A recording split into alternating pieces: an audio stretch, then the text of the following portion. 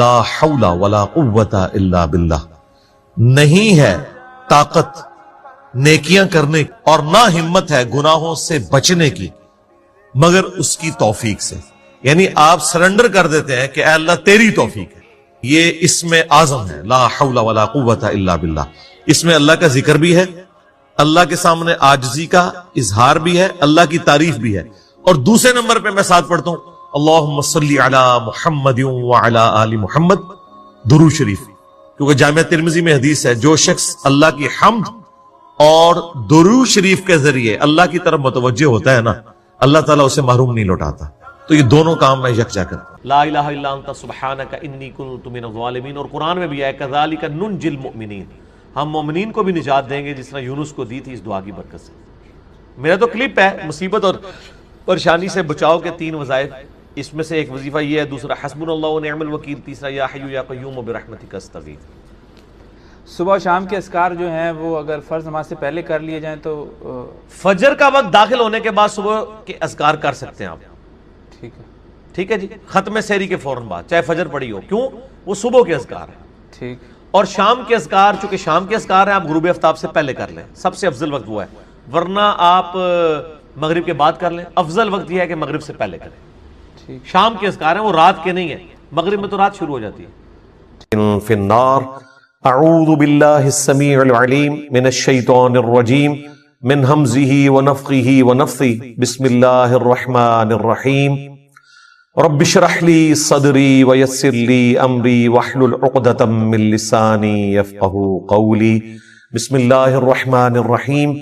ان اللہ وملائکتہ یصلون علی النبی یا ایہا الذین آمنوا صلوا علیہ وسلموا تسلیما. اللہم صلی علی محمد وعلی آل محمد کما صلیت علی ابراہیم وعلی آل ابراہیم انک حمید مجید.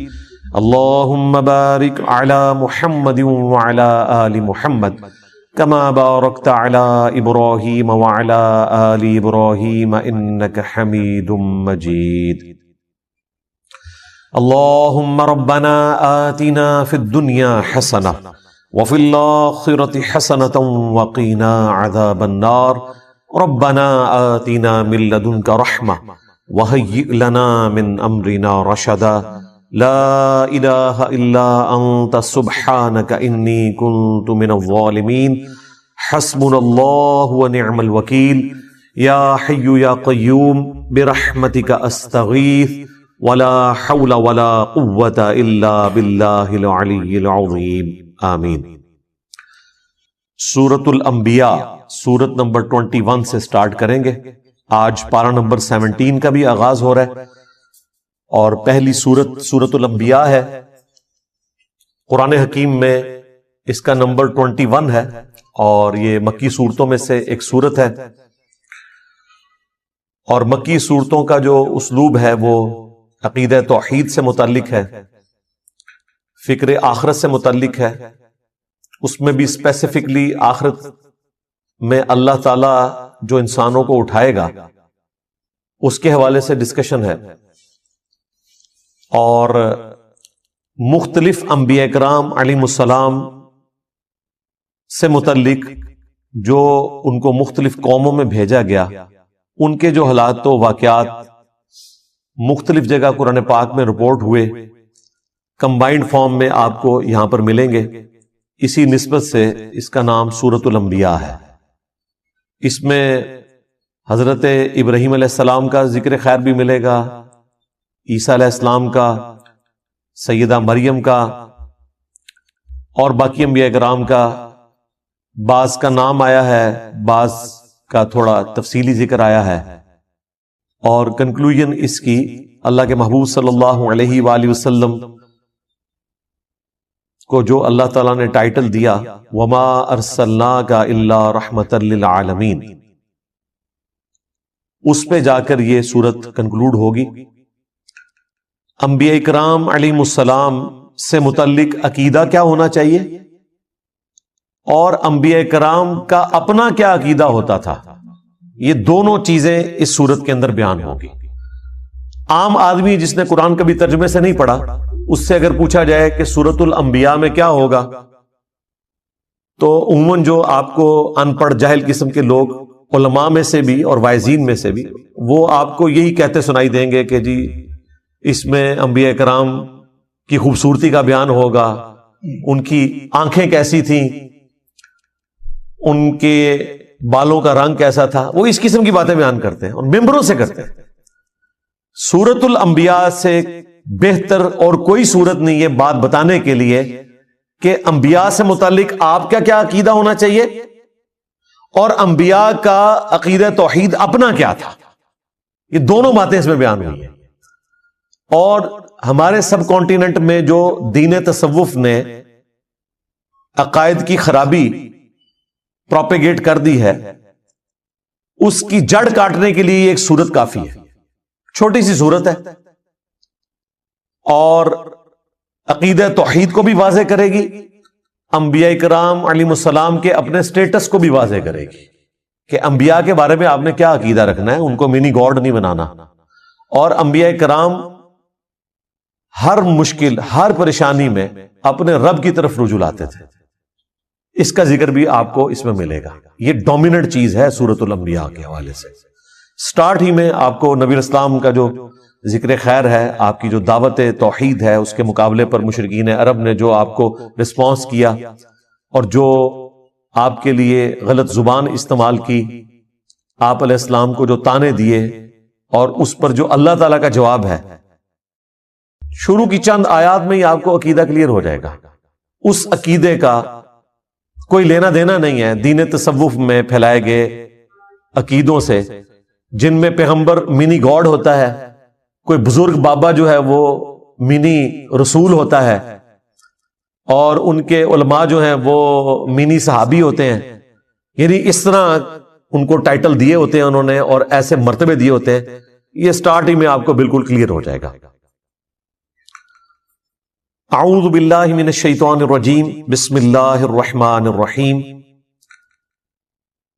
اقترب للناس حسابہم، قریب آ گیا ہے لوگوں کے حساب کا وقت، وہم فی غفلۃ معرضون، لیکن ان کا حال یہ ہے کہ وہ غفلت میں منہ پھیرے ہوئے ہیں۔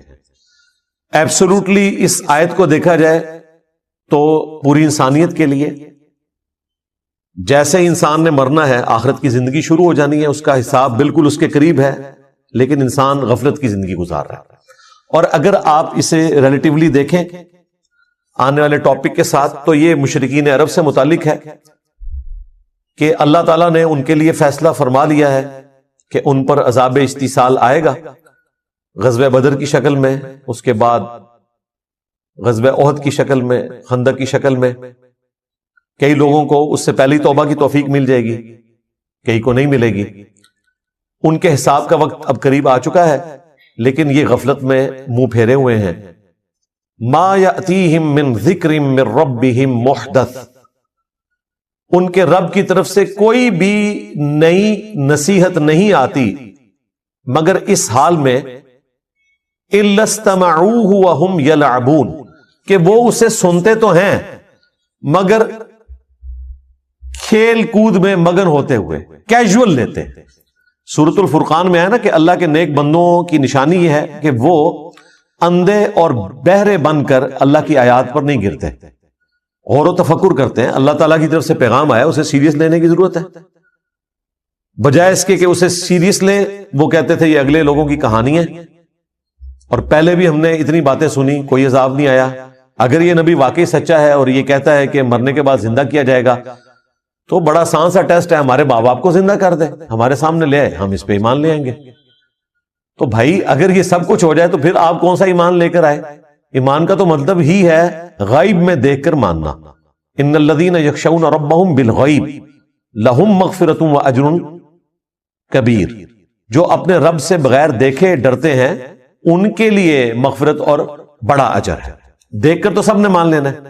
تو اللہ تعالیٰ فرما رہا ہے ان کے پاس کوئی بھی نصیحت آتی ہے، قرآن کی کوئی بھی صورت نازل ہوتی ہے، آیات نازل ہوتی ہیں، تو وہ اسے کیجول لیتے ہیں، اس حال میں سنتے ہیں کہ وہ کھیل میں مگن ہے۔ آج مسلمانوں کا بھی یہی حال ہے۔ مسلمان تو خیر اس سے بھی پیچھے چلے گئے، وہ کم از کم سن لیتے تھے، یہ تو سننے سے بھی قاصر ہے. عربی آتی نہیں ہے، ترجمہ سنتے نہیں ہیں. لاہیۃ قلوبہم، ان کے دل غافل ہو چکے ہیں. وَأَسَرُّ النَّجْوَى، اور یہ آپس میں سرگوشیاں کرتے ہیں. الذین ظلموا، جو کہ ظالم لوگ ہیں، اور کہتے کیا ہیں؟ هل هذا الا بشر مثلکم، یہ تو نہیں مگر تمہارے جیسا ہی ایک انسان. یعنی نبی اسلام کے بارے میں وہ کہتے ہیں یہ تمہارے جیسے ہی ایک انسان ہے، اس نے جو دعوی پیغمبری کیا ہے اس میں اور ہم میں کوئی فرق نہیں. نعوذ باللہ. افتأتون السحر وانتم تبصرون، کیا تم پیروی کرو گے اس جادو کی جس کو تم اپنی آنکھوں سے دیکھ رہے ہو کہ یہ جادو کر رہا ہے، اس میں کوئی حقیقت نہیں ہے، تو آنکھوں سے دیکھنے کے باوجود تم اس سحر کی پیروی کرنا شروع کر دو گے. وَلِعَوْذُ بِاللَّهِ تَعَالَى. یہ نبی اسلام کے لیے وہ غلط کلمات استعمال کرتے تھے. اس کے بعد بھی کافی ساری چیزیں آئیں گی، لیکن اس میں غور طرف بات یہ ہے کہ ان کی بات سچ ہے لیکن اس کا اینگل انہوں نے غلط دیا ہوا ہے. یہ بات تو سچ ہے کہ نبی اسلام بھی انسان ہی تھے. سورہ بنی اسرائیل میں آیا کہ اگر زمین پر فرشتے آباد ہوتے تو ہم فرشتوں میں سے پیغمبر بھیجتے. اب چونکہ انسان آباد ہے تو انسانوں میں سے پیغمبر آئے گا. بات سچ ہے، لیکن بظاہر تو یہ ہماری طرح کے انسان ہیں، اس میں کوئی شک نہیں ہے. سب سے بڑا فرق اس حوالے سے جو وہ ایمفسائز نہیں کرتے تھے وہ یہ تھا کہ ان پر اللہ کی طرف سے وحی آتی ہے، اور وہ ایسا کلام لے کر آئے ہیں عربیوں میں کہ عربی بھی ششدر رہ گئے قرآن کے اس اعجاز کو دیکھ کر.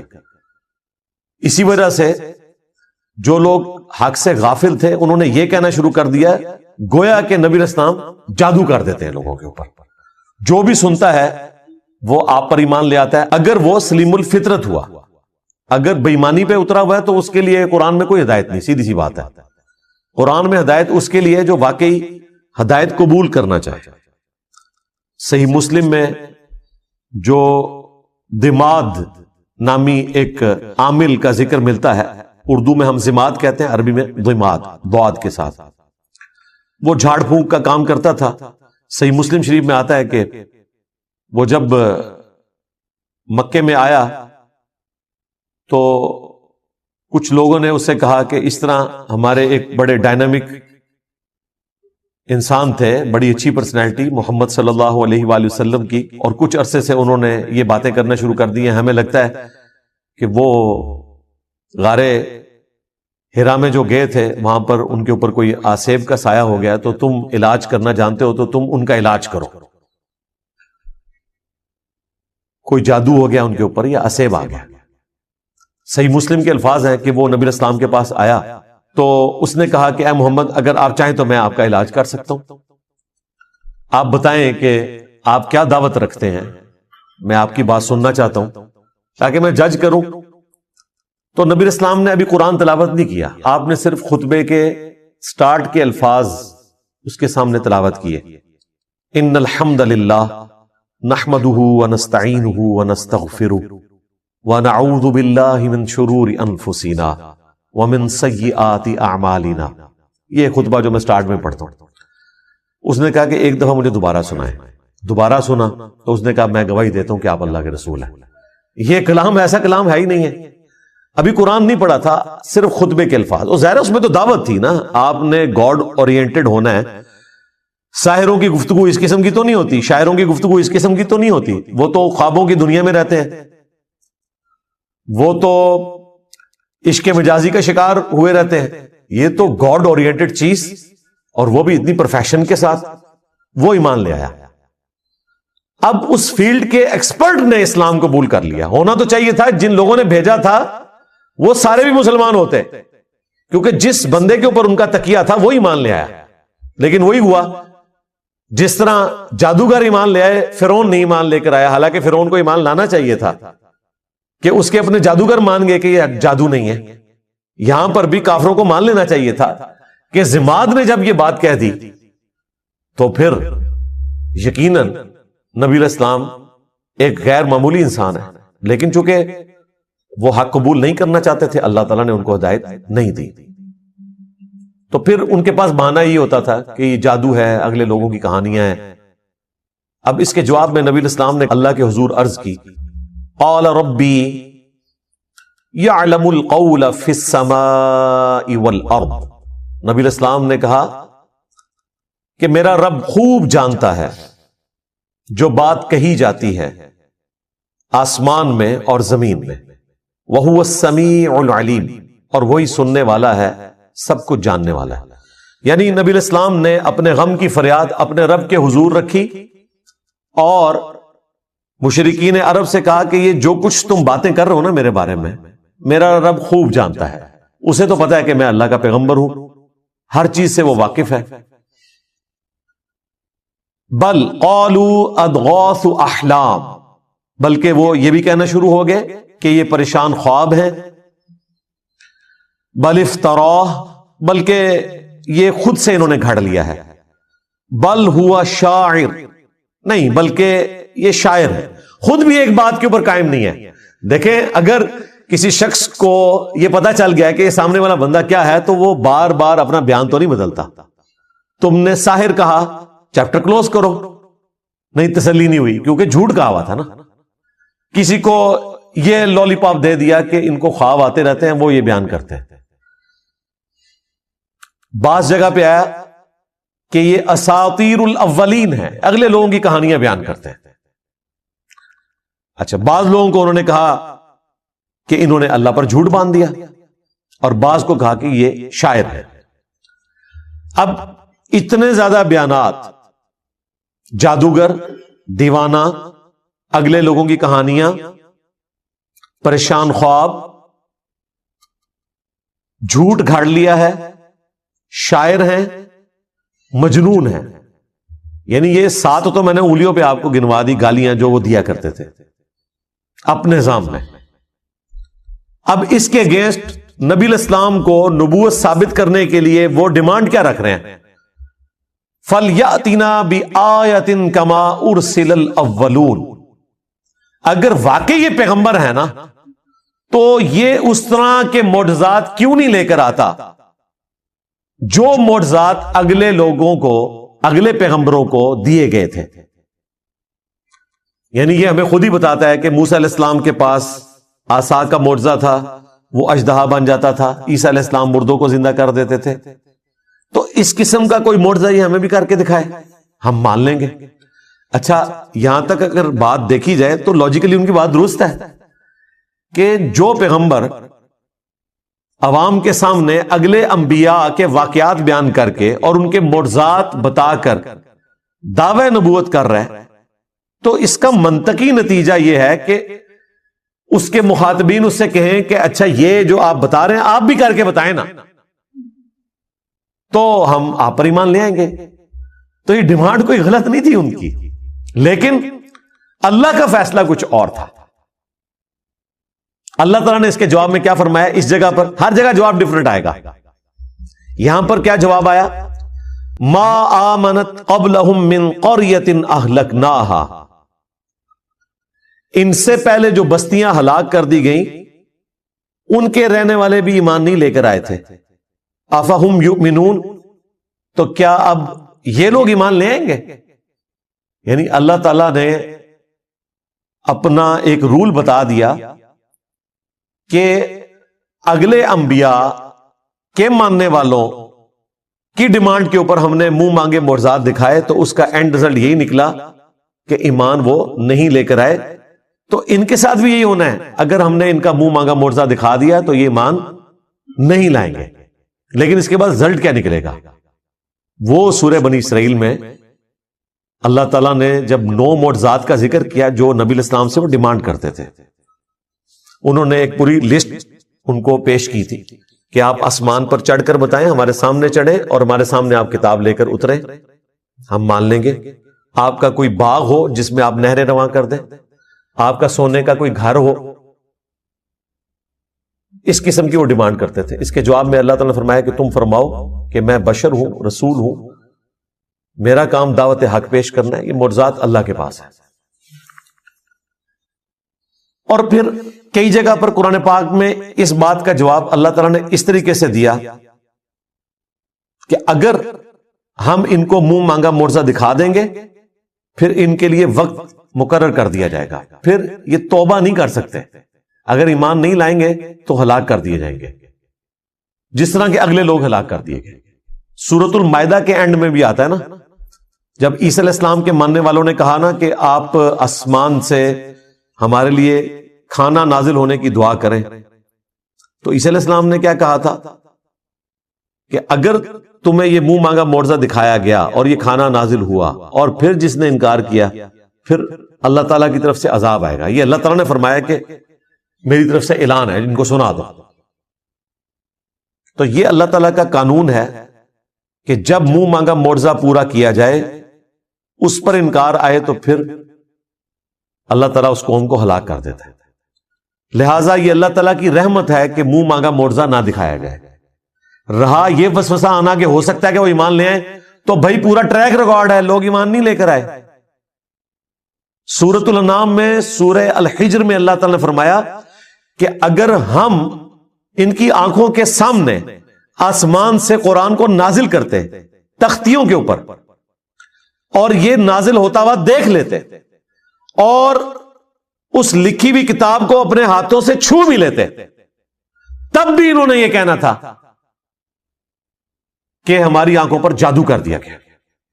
یعنی دل بے ایمان تھے اجتا ڈھیر۔ آپ یہ نہ سمجھیں کہ اگر ان کی وہ ڈیمانڈ پوری کی جاتی تو انہوں نے مان لینا تھا، بالکل نہیں ماننا تھا۔ کیا جادوگروں کے ایمان لانے کے بعد فرعون نے مان لیا تھا کہ میرے ایکسپرٹس نے ڈکلیئر کر دیا ہے کہ یہ جادو نہیں ہے، یہ پیغمبر ہے؟ نہیں مانا۔ تو یہ اللہ کی رحمت ہے، منہ مانگا معجزہ نہ دکھانا۔ اگر منہ مانگا معجزہ دکھا دیا جائے تو پھر اللہ تعالیٰ کا عذاب آ جاتا ہے، اور پھر وہ عذاب ٹلتا نہیں ہے۔ اگر کوئی اس وقت توبہ بھی کرے، اس کی توبہ قبول نہیں ہے۔ یہی بات اللہ تعالیٰ نے یہاں کی۔ کیا ان سے پہلے لوگ جن کو ہم نے ہلاک کیا، ان قوموں کو، وہ ایمان لے آئے تھے جو یہ ایمان لے آئیں گے؟ اب اس سے یہ بھی پتا چل گیا کہ نبی علیہ السلام کو اللہ تعالیٰ نے کافروں کو دکھانے کی خاطر اس قسم کا کوئی معجزہ نہیں دیا جو کافر ڈیمانڈ کیا کرتے تھے۔ لہذا یہ دعویٰ کرنا کہ عبد القادر جیلانی نے مردہ زندہ کیا اور اس میں یہ رنگ بھرنا کہ چونکہ حضرت عیسیٰ علیہ السلام نے مردہ زندہ کیا تھا تو اس امت کے اولیاء جو ہیں وہ بنی اسرائیل کے پیغمبروں کی طرح ہیں، یہ کوئی آیت حدیث نہیں ہے، یہ ایک آپ سمجھ لیں قرآن و حدیث سے ڈڈکٹ ہوئی ہے بات، اور وہ صرف علماء کے لیے نہیں ہے، یہ پوری امت ہی نبیوں والا کام کر رہی ہے۔ کنتم خیر امت اخرجت للناس تأمرون بالمعروف وتنہون عن المنکر۔ یہ پوری امت ختم نبوت کی برکت سے نبیوں والا کام کر رہی ہے۔ اس اعتبار سے پوری امت بنی اسرائیل کے پیغمبروں کی طرح ہے، کام کرنے کے اعتبار سے۔ مرتبے کی نہیں بات ہو رہی، یہ ذہن میں رکھیے گا، انبیاء کے مرتبے کو کوئی نہیں پہنچ سکتا، کام کرنے کے اعتبار سے۔ اب جن کی پرائمری رسپانسبلٹی تھی دعوت حق پیش کرنا، یعنی کہ اللہ کے محبوب صلی اللہ علیہ وآلہ وسلم، ان کے مخالفین جو تانا دیا کرتے تھے، اس تانے کو ختم کرنے کے لیے بھی اللہ تعالیٰ نے نبی علیہ السلام کو عصا کا معجزہ یا مردہ زندہ کرنے کا معجزہ نہیں دیا۔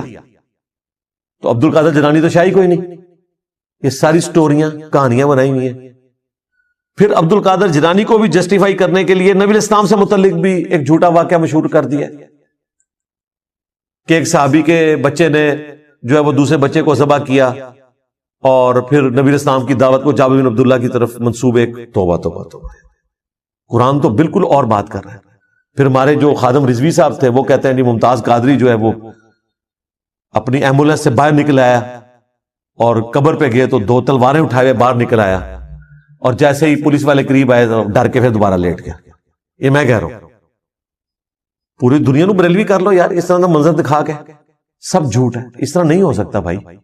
اگر نبی علیہ السلام کو وہ معجزات نہیں دیے گئے نا تو باقیوں کو تو دینے کی ضرورت ہی نہیں ہے نا۔ باقیوں کو منوانا تو نہیں ہوتا، اللہ نے منوانا صرف پیغمبر کو ہوتا ہے۔ پیغمبر کے بعد کرامت کا کانسیپٹ یہ ہے کہ اللہ تعالیٰ کسی پہ کرم کرتا ہے.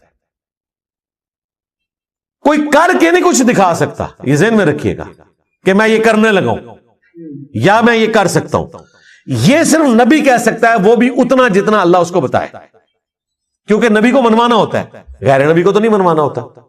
تو نبی علیہ السلام کے بارے میں کافر اتنی بڑی بڑی باتیں کر رہے ہیں اور اس کی کنکلوژن اس اعتبار سے کر رہے ہیں کہ اچھا تو واقعی اگر نبی ہے نا, تو شاعر نہیں ہے, تجھے پریشان خواب نہیں آتے, تو نے اللہ پر جھوٹ نہیں باندھا, تو اگلے لوگوں کی کہانیاں بیان نہیں کرتا, تو جادوگر نہیں ہے, تو مجنون نہیں ہے, تو ٹھیک ہے جو تو نے خود معجزات بیان کیے نا ان میں سے کوئی ایک معجزہ کر کے دکھا تھا. نہیں, سورۃ الانعام میں اللہ تعالیٰ نے فرمایا اے نبی ہم نے تو معجزہ نہیں دکھانا جو یہ ڈیمانڈ کر رہے ہیں. تم سے ہو سکے تو زمین میں کوئی سرنگ تلاش کر لو یا آسمان پہ سیڑھی لگا دو اور کوئی معجزہ لے آؤ, اور اے نبی جاہلوں میں نہ ہو. اتنے سخت الفاظ ہیں. یہ قرآن ہے بھائی, یہ کتابوں کا خدا ہے,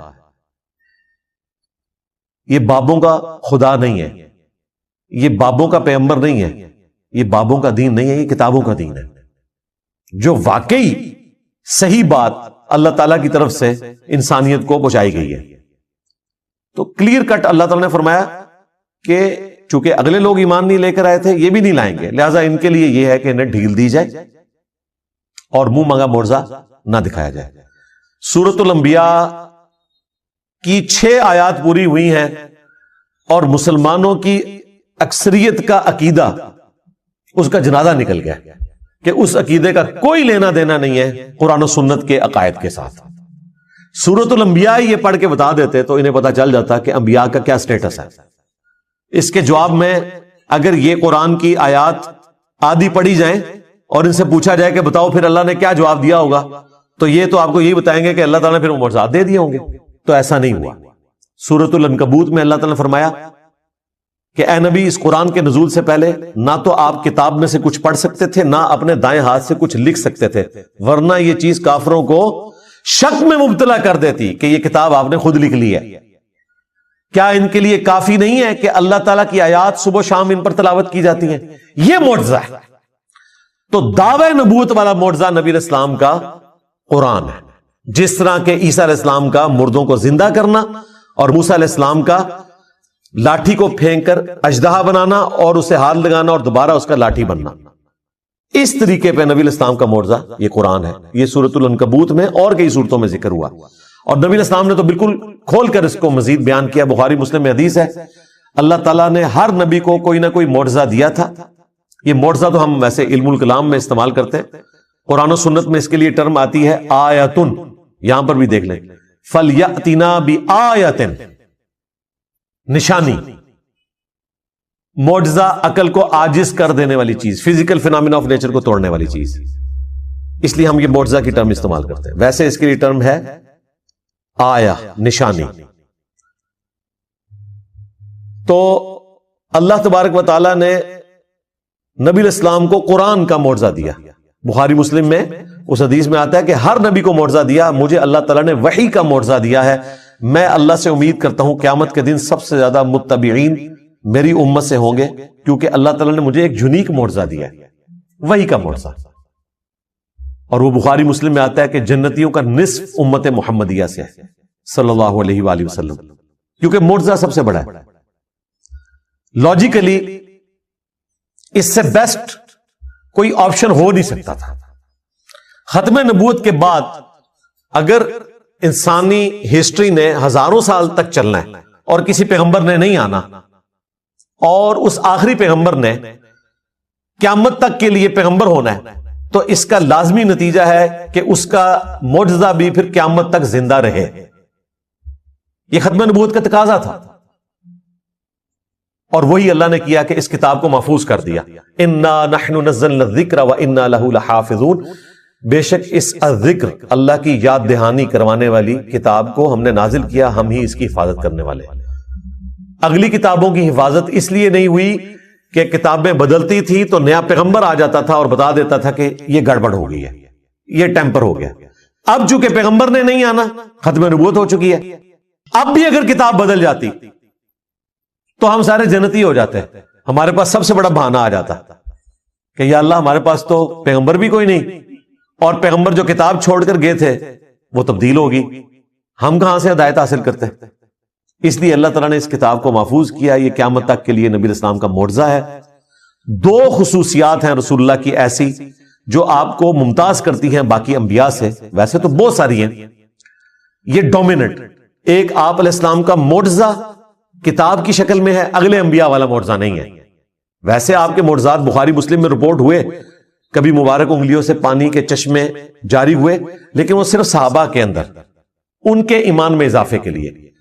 یہ کبھی نہیں ہوا کہ آپ نے کافروں کو کہا ہو کہ یہ دیکھو میں اپنی انگلیوں سے پانی کے چشمے جاری کرنے لگا ہوں. میں آپ کو دعوے سے کہتا ہوں کہ یہ اتنا بڑا معجزہ تھا کہ شاید چند لوگوں کی قسمت بدل جاتی, لیکن اللہ نے کہا کہ ان کی مرضی کا میں نے معجزہ بتانا ہے, ان کے سامنے نہیں ہوگا. ہاں, یہ جتنے معجزات آئے ہیں یہ مسلمانوں کے سامنے ہوئے ہیں. مسلم شریف میں آیا کہ 2 درخت اپنی جڑوں سے اکھڑے نبی علیہ السلام کے اشارہ کرنے پہ, اور وہ مل گئے. نبی علیہ السلام رفع حاجت کے لیے اس کے پیچھے گئے اور پھر دوبارہ سے وہ اپنی جگہ پر چلے گئے. صحیح بخاری میں آیا کہ عبداللہ ابن مسعود کہتے ہیں ہم حضور کے ساتھ بعض اوقات کھانا کھاتے تھے تو لقمے میں سے اللہ کی تسبیح کی آواز آتی تھی. اسی طریقے سے صحیح بخاری میں آیا نبی علیہ السلام کو ملنے کے لیے صحابہ آئے, آپ نے ان کو ایک لاٹھی دی جو ٹارچ کی طرح روشن ہو گئی,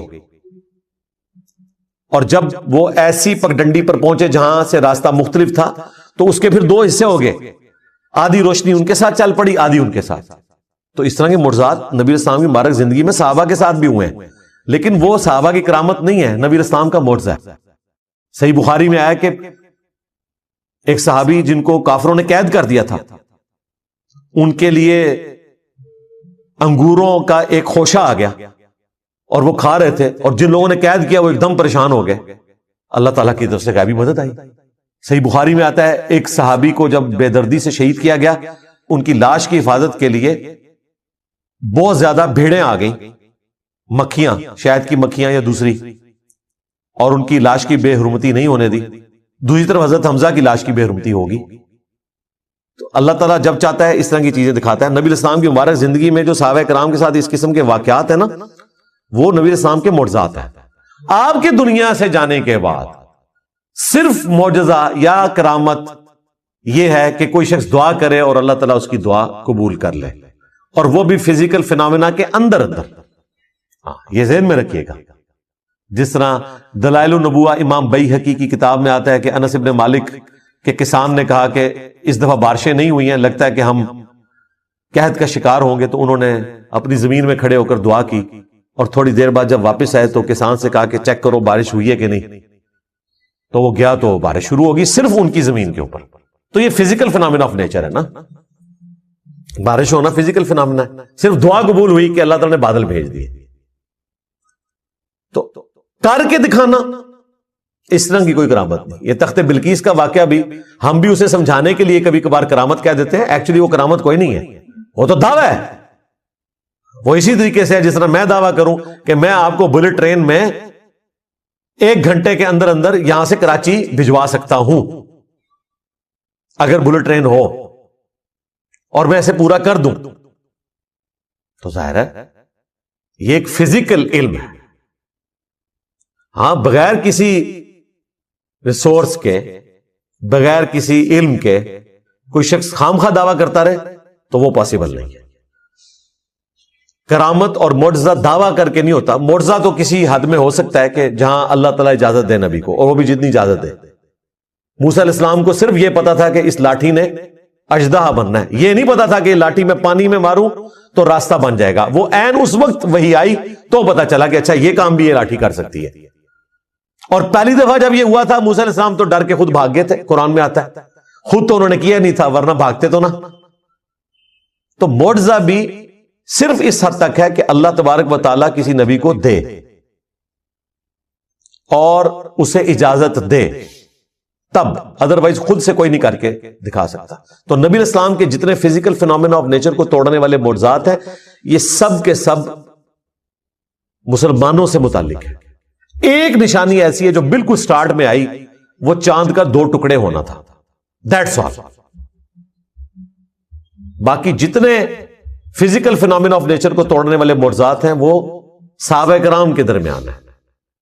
آپ کی دعا کی برکت سے 10 بندوں کا کھانا 300 بندوں نے کھا لیا اور اتنا ہی رہا, بخاری مسلم میں آتا ہے. یہ بس صحابہ کرام میں رہا, کافروں کے لیے نہیں. تو نبی اسلام کی 2 خصوصیات کیا ہیں؟ آپ کا معجزہ اگلے انبیاء والا نہیں, دعوی نبوت والا قرآن ہے, چونکہ آپ کی نبوت قیامت تک کے لیے. اور دوسری خصوصیت, اگلے انبیاء کا انکار کرنے پر اللہ کی طرف سے آسمان سے عذاب آتا تھا, چنگھاڑ کی شکل میں, پتھروں کی بارش کی شکل میں, سمندر میں غرق ہونے کی شکل میں, وبائی امراض کی شکل میں. لیکن نبی اسلام کے کیس میں اس طرح کا کوئی عذاب نہیں آیا. اگر آیا تو قتال کی شکل میں آیا, جو قرآن میں سورہ توبہ میں آیا کہ ہم مسلمانوں کے ہاتھوں سے ان کو عذاب دیں گے. تھوڑی بہت آزمائشیں آئیں قحط سالی کی شکل میں, بخاری میں آتا ہے, اور نبی الاسلام سے وہ دعا بھی کرواتے تھے. لیکن جو بڑے لیول کا عذاب ہے وہ قتال کی شکل میں اللہ تعالیٰ نے صحابہ کرام کی تلوار کو مسلط کیا. یعنی قرآن اور قتال یہ نبی الاسلام کی 2 خصوصیات ہیں ایکویلنٹ ٹو اگلے انبیاء کے. وہاں پر اللہ کی طرف سے عذاب استحصال آتا تھا اور فزیکل فینومینا آف نیچر کو توڑنے والے معجزات دیے جاتے تھے. نبی الاسلام کو عذاب استحصال قتال کی شکل میں دیا گیا مخالفین کے اوپر, اور قرآن کی شکل میں قیامت تک کے لیے معجزہ دیا گیا. آج عیسیٰ علیہ السلام کا معجزہ کوئی دکھا نہیں سکتا, نہ اس کی کوئی ویڈیو موجود ہے. موسیٰ علیہ السلام کے معجزے کی ویڈیو موجود نہیں ہے. ہم ان معجزات کو برحق سمجھتے ہیں قرآن کے کہنے کے اوپر. دکھا ہم بھی کوئی نہیں سکتے, لیکن قرآن وہ معجزہ ہے جو ہم دکھا سکتے ہیں, جو اس زمانے میں شاعروں کے لیے چیلنج بن گیا. آج سائنس کے اعتبار سے معجزہ ہے کہ کئی ایک ڈسکوریز جو 20ویں صدی میں آ کر ہوئی ہیں, ان کا ذکر اس زمانے میں اس کتاب میں موجود ہونا, اس کا جواب صرف یہ ہو سکتا ہے کہ یہ کریٹر آف دی یونیورس کی طرف سے کتاب بھیجی گئی ہے, اور کوئی جواب نہیں ہو سکتا. ابھی تو اس کے اندر جو میتھمیٹیکل چیزیں ہیں وہ ہمارے ایک بھائی نے اگلے دن ہائی لائٹ کی ہیں, میں نے ان سے پھر فون پہ بھی بات کی. وہ ایک ایتھیسٹ کے ساتھ گفتگو کر رہے تھے, صرف سورۃ الکوثر کے اوپر انہوں نے کئی ایک اس کی میتھمیٹیکل جو آرڈر ہیں ڈسکور کیے ہیں. ایک تو اس کے اندر جو پیغام چھپا ہے وہ تو اپنی جگہ, جو میتھمیٹیکل آرڈر موجود ہے الفابیٹس کا وہ اتنا یونیک ہے, اور وہ کہتا ہے میں نے تو پورے قرآن کے اوپر اس حوالے سے ورکنگ کی ہوئی ہے. اور یہ دیکھیں اتنی بڑی حفاظت ہے کہ قرآن کی کوئی آیت بدلے گا تو وہ آرڈر ڈسٹرب ہو جائے گا, ایک لفظ بھی بدل دے تو آرڈر اس کا ڈسٹرب ہو جائے گا. اب یہ وہ چیزیں ہیں جو صحابہ کرام کو بھی نہیں پتا تھی. ہر آنے والا زمانہ قرآن پاک کے حوالے سے نئی چیزیں ہائی لائٹ کرے گا لوگوں کے سامنے. حروف ابجد کا علم صحابہ اور تابعین کے دور میں زبان کے طور پر رائج تھا. یہ تعویذات جو لکھتے ہیں انہوں نے تو اس علم کو ہی بدنام کر دیا نا, ورنہ یہ پیرلل میں ایک لینگویج ہے جس میں آپ اعداد کو جمع کر کے ایک پوری گنتی ہے. جس طرح محمد کے 92 بنتے ہیں, اللہ کے 66 بنتے ہیں, بسم اللہ الرحمن الرحیم کے 786 بنتے ہیں. ان ڈیجٹس کو یوز کر کے بھی قرآن پاک کے حوالے سے کئی ساری چیزیں ملتی ہیں جو آج لوگوں نے اس کے اوپر ایکسپیریمنٹس پرفارم کیے ہیں. اس طریقے سے قرآن حکیم کا اعجاز کہ اس کی صورتیں جوڑوں کی شکل میں نازل ہوئیں, یہ چیزیں تو ابھی آ کے لوگوں نے ایکسپلور کی نا. حمید الدین فرائی صاحب سے پہلے تو یہ چیز کسی نے ہائی لائٹ نہیں کی تھی. مولانا مودودی رحمہ اللہ نے کئی چیزوں کی ویلیو ایڈیشن کی, کئی ایسی چیزیں انہوں نے ہائی لائٹ کی جو پہلے لوگوں نے ہائی لائٹ نہیں کی ہوئی تھی. تو ہر آنے والا زمانہ قرآن پاک کے حوالے سے کوئی نہ کوئی ایسی نئی چیز بتاتا ہے کہ جو انسان کو حیران کر دیتی ہے کہ یہ ایک غیر معمولی کلام ہے. تو یہ معجزہ قیامت تک کے لیے. اس اعتبار سے نبی الاسلام کا یہ فرمانا کہ مجھے اللہ نے وہی کا معجزہ دیا ہے, میں امید کرتا ہوں کہ قیامت کے دن سب سے زیادہ متبعین میری امت سے ہوں گے. اس کا پریکٹیکل جو عملی نمونہ ہے وہ ہم نے دیکھ لیا کہ لوگوں نے قرآن کا ترجمہ انگریزی میں پڑھا, اپنی مدر ٹنگ میں پڑھا اور اسلام قبول کر لیا. نبی اسلام کو دنیا سے گئے ہوئے 1400 سال سے زیادہ گزر چکے ہیں. قرآن کی دعوت الحمدللہ اسی طریقے سے شد و مد کے ساتھ جاری ہے, اور یہ ہے اصل میں انقلاب جو دن بدن بڑھتا چلا جا رہا ہے. جب مسلمانوں کی امپائرز ختم ہو گئی تھیں, دنیا میں کوئی حکومت باقی نہیں رہی, اس وقت بھی یہ انقلاب تھا آج اللہ تعالیٰ نے 58 اسلامک کنٹریز ہمیں دے دیے، انقلاب آج بھی اسی طریقے سے، کل کوئی ملک ختم بھی ہو جائے، نبی الاسلام کا انقلاب گلی گلی اسی طریقے سے پوری دنیا میں جاری ہے۔ یہ ہے لیگیسی، جو لیگیسی کسی اور شخص نے نہیں چھوڑی۔ وما ارسلنا قبلک الا رجالا نوحی الیہم، اور ہم نے آپ صلی اللہ علیہ وآلہ وسلم سے پہلے کوئی بھی پیغمبر نہیں بھیجا مگر یہ کہ وہ مرد ہی تھا اور اس کی طرف ہم نے وہی بھیجی۔ فاسألوا اہل الذکر ان کنتم لا تعلمون، اگر تمہیں علم نہیں ہے تو اہل ذکر سے پوچھ لو، یعنی مشرکین عرب سے کہا جا رہا ہے اگر تمہارے پاس علم نہیں ہے تو جیوز اور کرسچنز کے علماء جن کے پاس الہامی کتابوں کا علم ہے ان سے پوچھ لو کہ نبی الاسلام سے پہلے بھی جو پیغمبر آئے وہ انسان ہی ہوا کرتے تھے، تمہارا یہ اعتراض کرنا کہ یہ ہماری طرح کا انسان ہے، تو اگلے انبیاء بھی انسان ہی ہوا کرتے تھے اور مرد ہوا کرتے تھے، عورتوں میں کوئی پیغمبر نہیں آیا، انسانوں کی سپیشیز سے ہی پیغمبر آئے۔ ظاہر ہے عورتیں اس کام کے لیے سوٹیبل بھی نہیں، اس کے لیے ایکسٹروورٹ بندہ چاہیے اور پھر وہ ایسا ڈائنامک ہو کہ ہر وقت اویلیبل ہو۔ عورتوں کے ساتھ تو اللہ تعالیٰ نے کئی ایک بشری کمزوریاں لگائی ہیں، مہینے میں 6-7 دن ان پر ایسا وقت آتا ہے کہ وہ نماز بھی نہیں پڑھ سکتی، اللہ تعالیٰ کی طرف سے ایک ان کے لیے ریلیکسیشن ہے، اور وہ مسجد میں بھی نہیں جا سکتی۔ اب پیغمبر نے تو امت کو لیڈ کرنا ہوتا ہے، یہ تو ہو ہی نہیں سکتا کہ پیغمبر جو ہے وہ عورت ہو اور وہ 7 دن کی چھٹی کرے، پلس پھر اس کو مردوں سے پردہ کرنا پڑے گا اور کئی ایک کمپلیکیشنز آ جائیں گی۔ اس لیے اللہ تعالیٰ نے پیغمبر مرد بنائے۔ ہاں پیغمبروں کی مائیں عورتیں ضرور تھیں، ان کی رسپیکٹ اپنی جگہ، اللہ نے ان کی تعریف بھی کی ہے، موسیٰ علیہ السلام کی والدہ کی، عیسیٰ علیہ السلام کی والدہ کی، لیکن پیغمبر مرد ہی ہوں گے اور انسانوں کی اسپیشی سے ہوں گے۔ اگر تمہیں علم نہیں ہے تو اہل علم سے پوچھو۔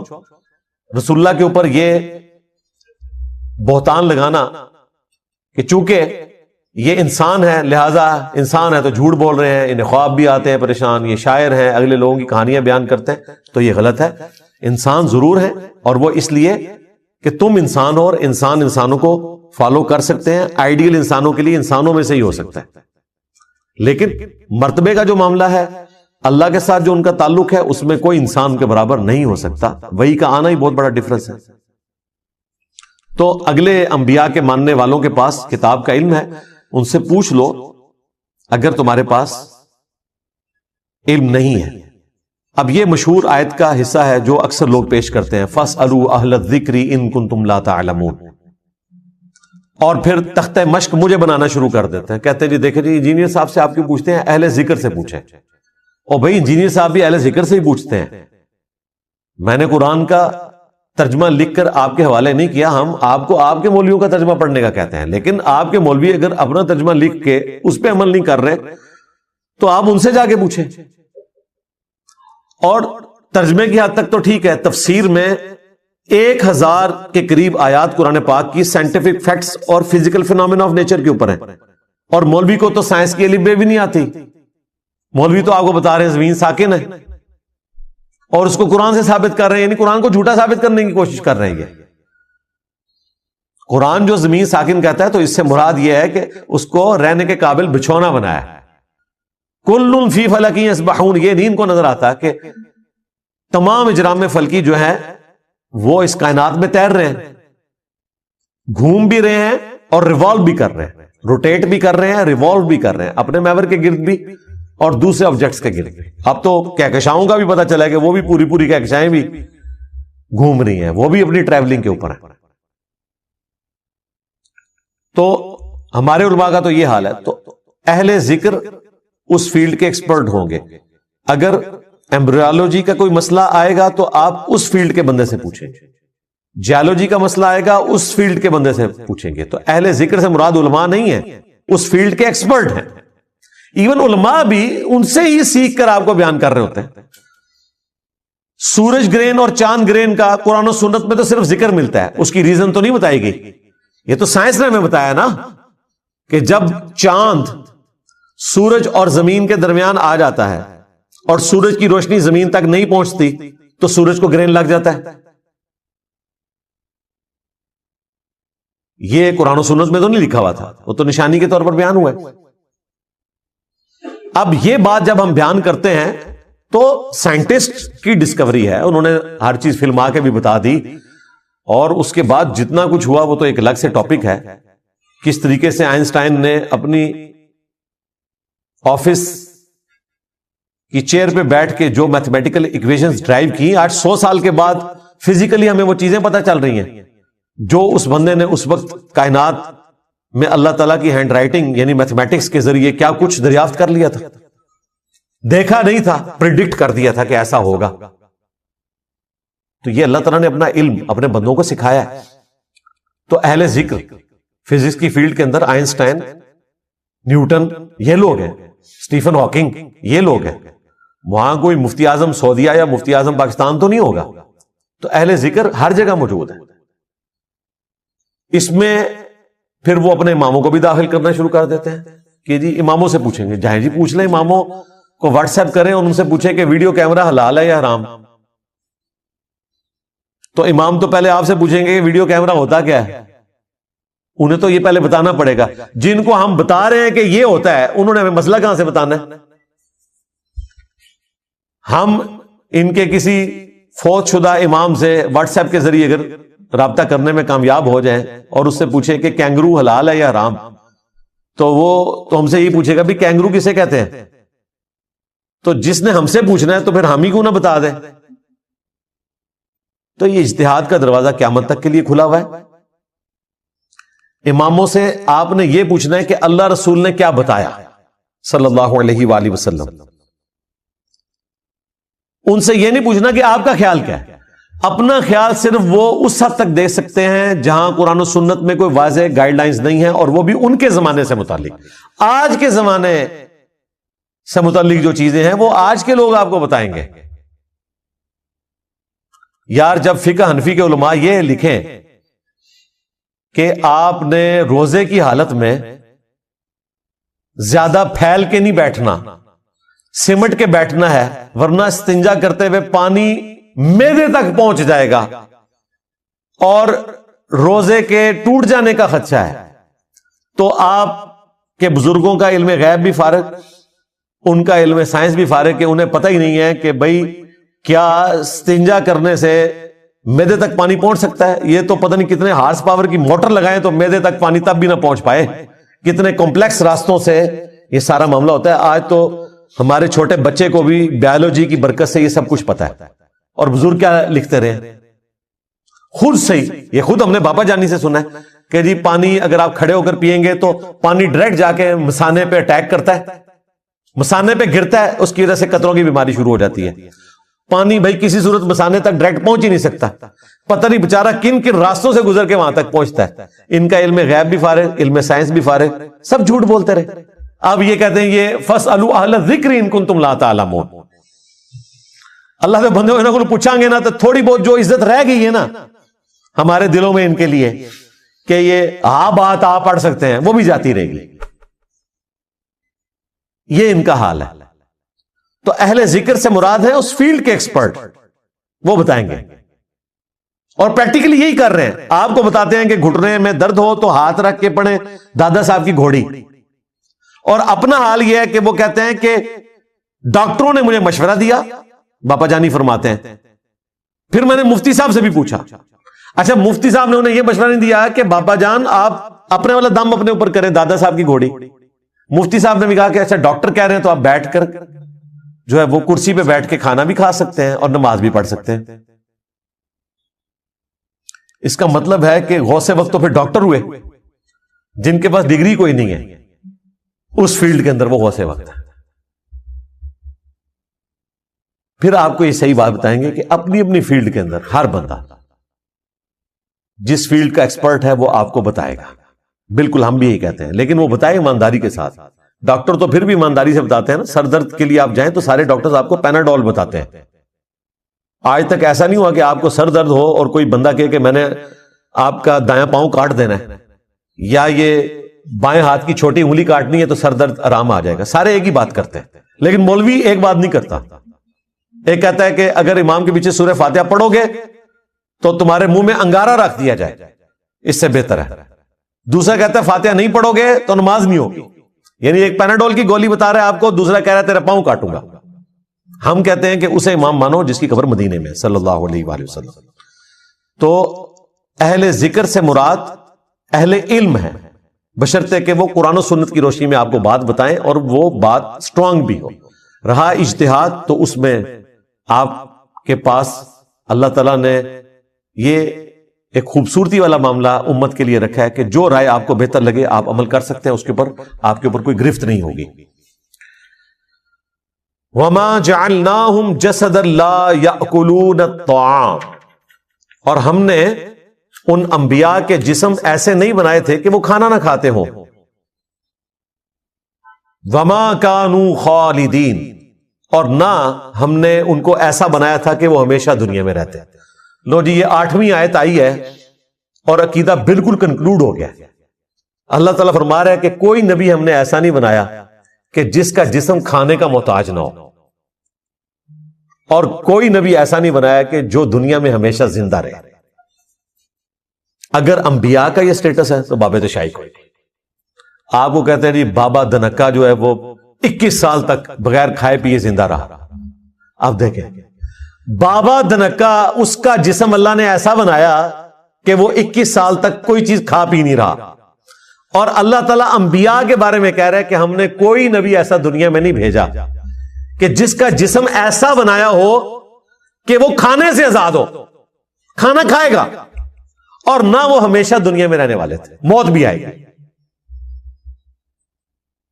اب مجھے بتائیں کتابوں کا دین لینا ہے یا بابوں کا دین لینا ہے؟ کتابوں کا دین تو یہ ہے. عیسیٰ ابن مریم کے بارے میں تو کلیئر کٹ آیا نا کہ عیسیٰ اور ان کی ماں کھانا کھایا کرتے تھے. ایسوں کو پوجتے ہو جو نہ تمہارے نقصان کے مالک ہیں نہ نفع کے. پوجنے کی بھی نفی آئی اور نفع نقصان دینے کی بھی نفی آئی. یہاں تو تمام انبیاء کا ذکر آ گیا. کوئی نبی بھی نہیں ہم نے بھیجا ایسا کہ جس کا جسم کھانے کا محتاج نہ ہو، یا وہ ایسا ہو اس کا جسم کہ وہ پوری زندگی قیامت تک زندہ رہے. نہیں، دنیا سے سب چلے گئے. اس کے بعد پھر یہ کہنا کہ جی یہ بزرگ فوت نہیں ہوتے، پردہ فرما جاتے ہیں. بھئی پردہ فرما جاتے ہیں تو زندہ آدمی تو اپنی شلوار تو نہیں اتارنے دیتا. تو ان بزرگوں کی شلواریں کیوں اتارتے ہو غسل دینے کے لیے؟ بابا جی کو کہا کرو اٹھو تو غسل کرو. سیدھی سی بات ہے. زندہ آدمی اپنی تہمت اتارنے دیتا ہے؟ تو عبد القادر جیلانی کی شلوار جس بندے نے اتاری ہے تو کتنا بڑا گستاخ تھا وہ. اس کا کام تھا کہ وہ کہتا کہ حضرت آپ تو پیر روشن ضمیر ہیں، آپ نے قیامت تک کے لیے زندہ رہنا ہے، آپ نے تو پردہ فرمایا، تو چپ کر کے اپنی عزت بچاؤ تو آپ جا کے غسل کرو. شلوار بھی ان کی اتاری، قمیض بھی اتاری، غسل دیا. ٹھیک ہے جی، اور وہ بالکل سنت کے مطابق غسل دیا. وہ تو نبی اسلام کا خاصہ ہے نا. مولا علی نے کہا کہ میں نے جب نبی اسلام کے پیٹ مبارک پہ ہاتھ پھیرا تو اللہ کے نبی جو ہیں وہ دنیا میں بھی پاک تھے اور وفات کے بعد بھی پاک ہی تھے. آپ کے جسم سے کوئی فضلہ وغیرہ نہیں نکلا، ہر بندے کا نکلتا ہے. اور نبی الاسلام کے کپڑے بھی نہیں اتارے گئے غسل دینے کے لیے. صحابہ کرام کو اونگ آئی، ابو داؤد ترمذی میں آتا ہے، اور اللہ تعالیٰ نے خواب میں انہیں دکھایا کہ نبی الاسلام کو ان کے کپڑوں سمیت غسل دو. یہ آپ کا پروٹوکول تھا. تو اس میں نے کہا تھا ہمارا امام وہ ہے کہ جسے کپڑوں سمیت غسل دیا گیا، اور تم ان اماموں کے ماننے والے ہو کہ جن کی شلواریں اتاری گئی. لوگ کہتے ہیں جی سب بڑی گستاخی کر دی. گستاخی کے سچ بولنا گستاخی ہے؟ یہ میں نے ان کا کوئی مذاق نہیں اڑایا. آپ کو ان کی اوقات بتائیے کیا ہے جن کے بارے میں آپ کہتے ہیں کہ یہ پردہ فرماتے ہیں، ان کو موت نہیں آتی ہے، یہ روحانی طور پر پردہ کر جاتے ہیں، یہ زندہ ہیں ایکچولی. تو زندہ بندہ تو بھائی یہ کام نہیں کرتا.